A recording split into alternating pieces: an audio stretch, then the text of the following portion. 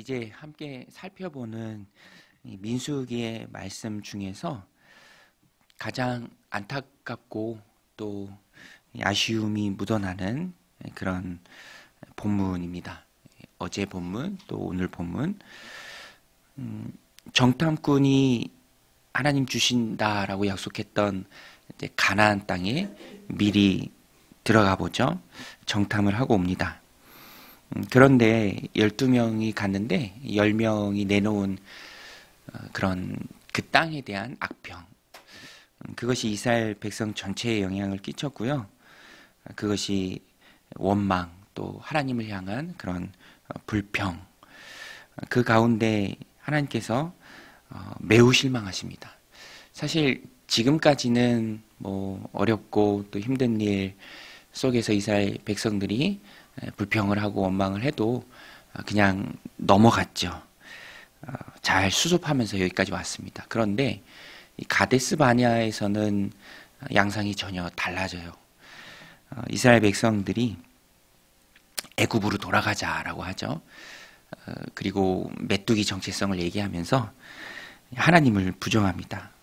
약속하셨고 말씀하신 것을 신실하게 이제까지 보여주셨던 그 하나님이 온데간데 없이 이스라엘 백성 가운데서 그들의 마음 가운데서 사라져버립니다. 그래서 하나님이 뭐라고까지 말씀하시냐면 모세를 향해서 떠나라. 내가 이 백성을 멸하고 너를 통해서 새로운 민족을 만들어내겠다라고까지 하나님 말씀하시죠.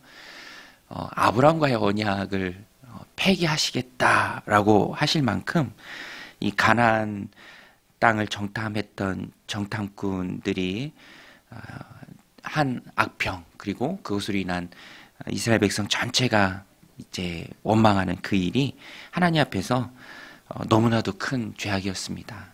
가데스 바네아에서 사건. 그래서 이 안타까움이 큰 그 지역이 바로 가데스 바네아입니다. 40년 방황의 선고가 시작돼요. 그래서 다시 조금만 가면 가나안 땅인데, 약속의 땅인데 그것을 목전에 두고 다시 광야로 들어가요. 더 안타까운 것은 광야로 다시 들어가는 이유가 이제 내일 본문에 나오는데 그냥 방황하기 위해서입니다. 방황하기 위해서. 심판의 의미죠. 그러니까 너무너무 안타까운 말씀입니다. 오늘 우리가 이 말씀 우리들 삶에 적용할 때 물론 우리는 예수 그리스도를 믿어서 하나님의 자녀가 된 하나님의 백성입니다. 그래서 이 말씀을 원론적으로 우리에게 적용할 수는 없어요. 그렇지만 하나님의 백성으로서 하나님 주신 삶을 우리가 살아갈 때에도 그 삶이 하나님 앞에 기쁨이 되고 또 즐거움이 되고 또 하나님 부어주시는 많은 열매를 얻는 삶이 있고요. 반대로 내 영혼은 구원받았지만 그 이후에 하나님 복주심의 축복의 원리와 거리가 먼 그런 삶을 살아갈 수도 있다라는 것입니다. 그래서 이 말씀이 구원받은 우리에게도 참 도전이 되고요. 또 적용할 때 중요한 의미를 갖습니다. 그래서 그 관점을 가지고 오늘 말씀을 살펴보면 이스라엘 백성들이 왜 실패했는가? 그들의 핵심적인 잘못이 무엇인가? 그들은 하나님의 백성임에도 하나님을 온전히 신뢰하지 못하고 눈에 보이는 것들을 보면서 원망과 불평을 했습니다. 원망, 또 정탐꾼, 그들이 그 땅을 정탐했던 40일, 그것이 다 핵심적인 잘못이 돼요. 그래서 하나님께서 28절에 보면 분명히 말씀하십니다. 28절에 그들에게 이르기를 여호와의 말씀에 내 삶을 두고 맹세하노라. 너희 말이 내 귀에 들린 대로 내가 너희에게 행하리니. 참 두려운 말씀입니다. 내 귀에 들린 대로 너에게 행하겠다. 또 정탐꾼들의 책임이 여기서는 굉장히 큽니다. 그래서 그들이 땅을 정탐했던 40일을 하루를 1년으로 계산해서 40년간 유리 방황하는 광야 생활이 선고됩니다. 34절에 보면 너희는 그 땅을 정탐한 날 수인 40일의 하루를 1년으로 쳐서 그 40년간 너희의 죄악을 담당할지니 너희는 그제서야 내가 실하면 어떻게 되는지를 알리라 하셨다 하라. 40일을 하루에 1년씩 40년간의 방황이 선고됩니다. 그들은 왜 이런 어려움이 주어졌는가? 왜 이런 광야의 40년간의 선고가 이루어졌는가?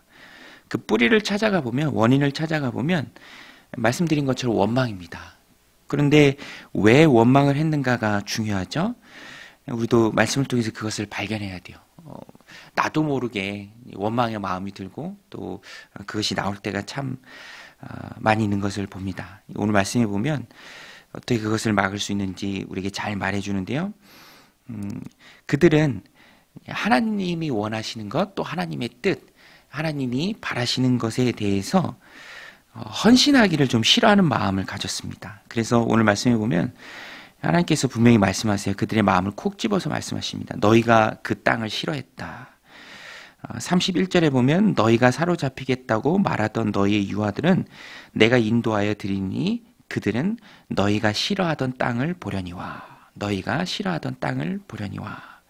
근데 이 말씀에 오늘로 이 말씀을 갖고 와서 이렇게 좀 살펴보면 너희가 싫어하던 땅 앞에 헌신하기를이라는 말을 좀 넣으면 좋습니다. 너희가 헌신하기를 싫어하던 땅. 가나안 땅이 비어있는 땅이 아니죠. 싸워서 쟁취해야 되는 땅입니다.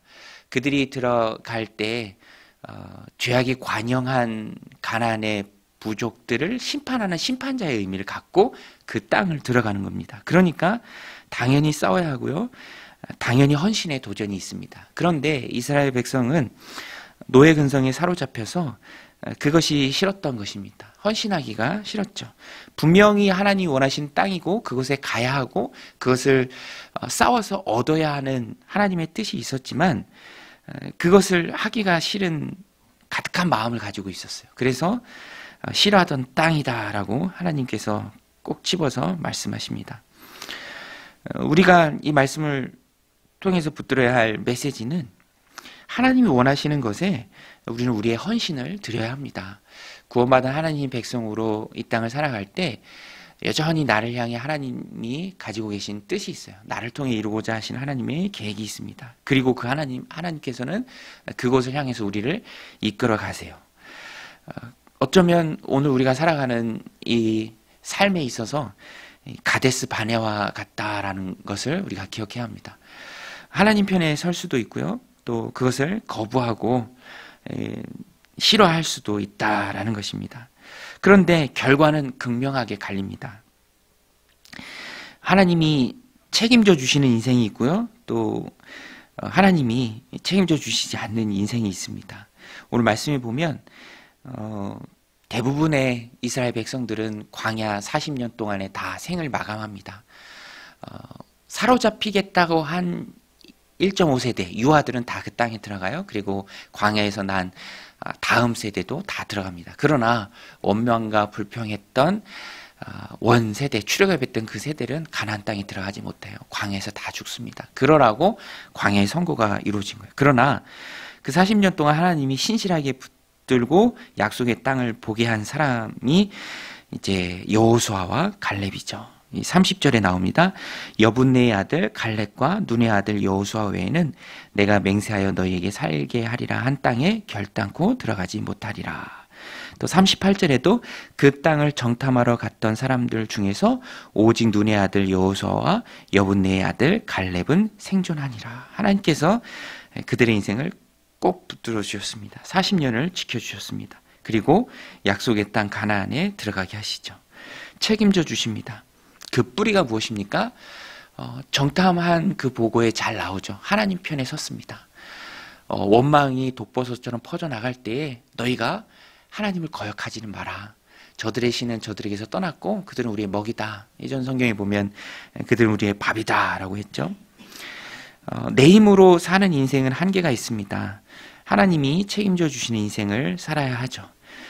그 방법은 하나님 편에 서는 것입니다. 약속의 말씀을 꼭 붙들고 하나님의 뜻을 발견했을 때 헌신해야죠.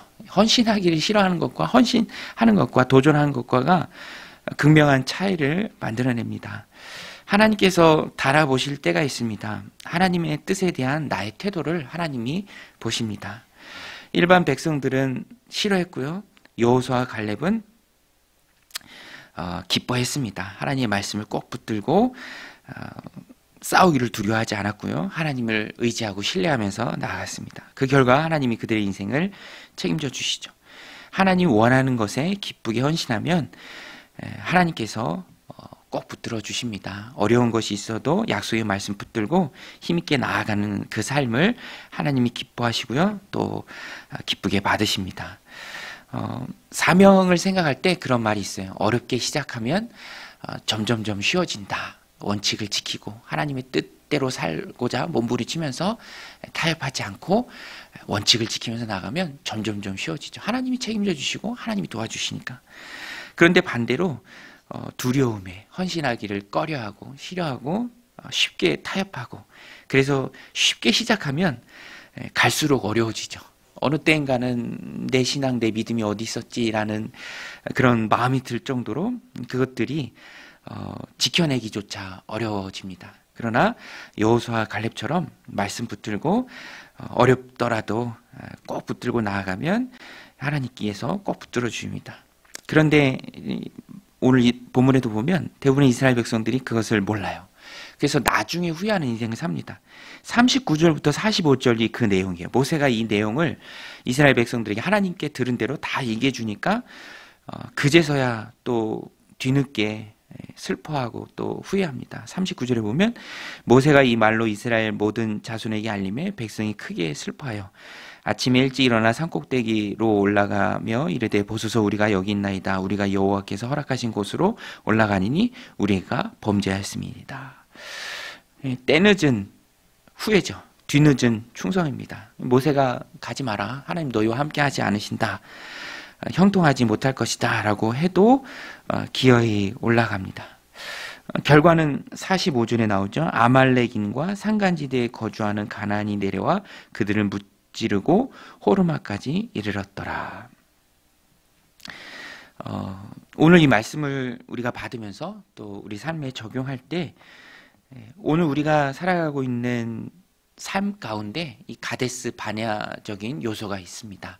하나님께서 우리를 달아보실 때가 있어요. 그때 우리가 여호수아와 갈렙과 같은 삶으로 하나님께 영광을 돌려야 합니다. 약속의 말씀 꼭 붙들고 어렵더라도 시작하면 하나님께서 점점점 쉽게 해주시죠. 구원받은 우리가 한 걸음 더 나아가서 살아야 할, 이 땅을 살아야 할 우리의 삶입니다. 오늘도 이 말씀 마음에 새기고 여호수아와 갈렙처럼 가데스 바냐의 요소를 가지고 우리가 살아갈 때 하나님 편에 서는, 그래서 하나님 책임져 주시는 인생을 살아가는, 또 하나님 책임져 주시는 오늘 하루가 되시기를 주님의 이름으로 간절히 축원드립니다. 우리 같이 말씀 붙들고 기도할 때 하나님 오늘